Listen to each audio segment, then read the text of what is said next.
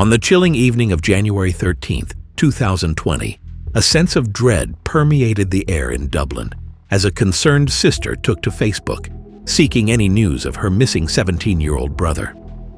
Has anyone seen my brother? He's only 17 and hasn't been heard from since yesterday evening, she pleaded.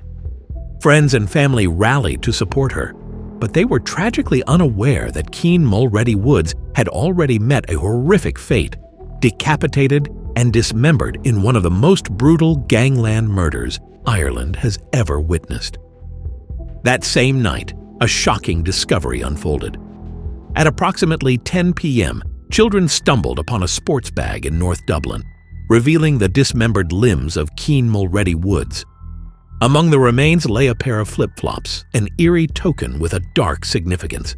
This was not merely a random murder. The flip-flops were a symbol of revenge, a message from one of Ireland's most feared gangsters, Robbie Lawler. Lawler, notorious for his ruthlessness, had suffered a humiliating incident just weeks prior. After leaving a gym, he was ambushed by a group of youths who robbed and assaulted him, stealing his gym bag. This incident, which was filmed and widely circulated on social media, stripped Lawler of his fearsome reputation. In a twisted act of retaliation, he sought to reclaim his standing in the criminal underworld, and young Keane was tragically caught in the crossfire. The life of Keane Mulready-Woods. Keane Mulready-Woods hailed from Drogheda, where he was known as a spirited teenager with a passion for motocross. Growing up in a working-class family, he attended St. Oliver's Community College and was well-liked within his community. However, like many young people, he was drawn into a life of crime by the allure of easy money and respect, becoming ensnared by local criminals who promised him a taste of the high life. As fate would have it, Keane was also the godson of Owen Maguire, a notorious gang leader embroiled in a vicious turf war known as the Drogheda feud. This connection thrust Keane into a perilous world where loyalty was often paid for in blood. He participated in escalating acts of violence, such as vandalizing the home of a drug debtor and even hurling a petrol bomb inside, actions that would soon seal his fate. The violence escalated further on July 5, 2018, when a gunman targeted his godfather, Owen Maguire, shooting him 6 times at his residence. The attack left Maguire paralyzed, intensifying the feud between rival gangs and setting a dark stage for Keane's own tragic demise. The fatal encounter.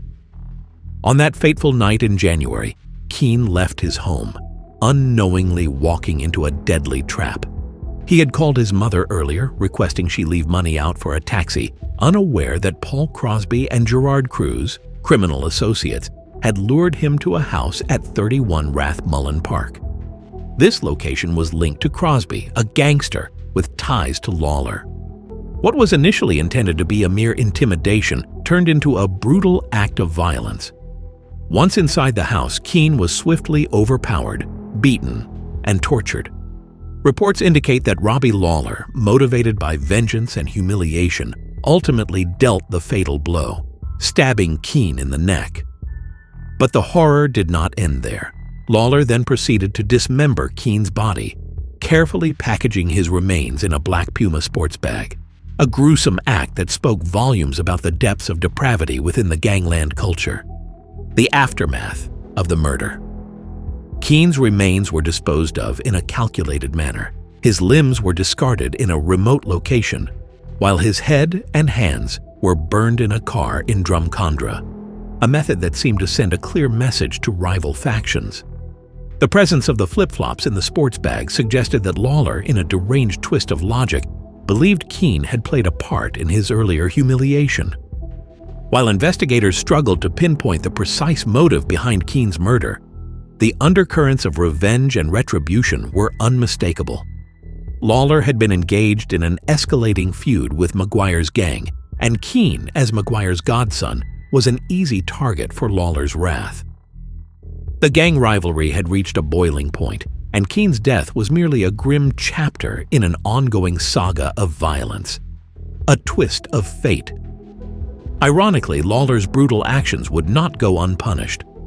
On April 4, 2021, he was shot dead in broad daylight in Belfast. Reports indicated that Cornelius Price, a rival gang leader, had orchestrated Lawler's assassination as part of an elaborate revenge plot. Price, enraged by the brutality of Keane's murder, reportedly paid over $100,000 for Lawler's death, viewing it as necessary to restore some semblance of order within the chaotic landscape of Dublin's criminal underbelly. Price, who had fled to Britain fearing for his life, found himself embroiled in a deadly game of cat and mouse, where loyalty was fleeting and betrayal lurked at every corner. In a bizarre turn of events, he even released a video toasting Lawler's death, a testament to the toxic culture of retribution that dominated this world. Justice for Keane. The court proceedings following Keane Mulready-Woods' murder aimed to bring justice to his grieving family, although they also revealed the grim realities of gangland life.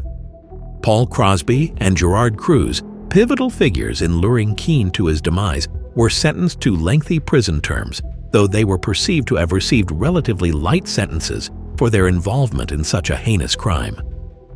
Crosby received 10 years, while Cruz was sentenced to 7, with both men boasting about their sentences as they were led away from court. Another significant figure in the case was 46-year-old Stephen Carberry, charged with disposing of Keane's body parts.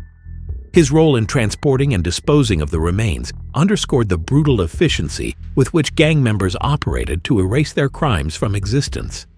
The legacy of violence, the murder of Keane Mulready-Woods, serves as a harrowing reminder of the destructive forces at play within the world of gangland violence.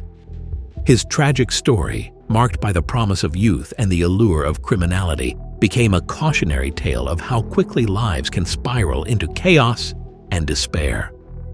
As Dublin grapples with the legacy of this violence, it is crucial to remember Keane not merely as a victim, but as a symbol of the devastating impact of gang culture on families and communities.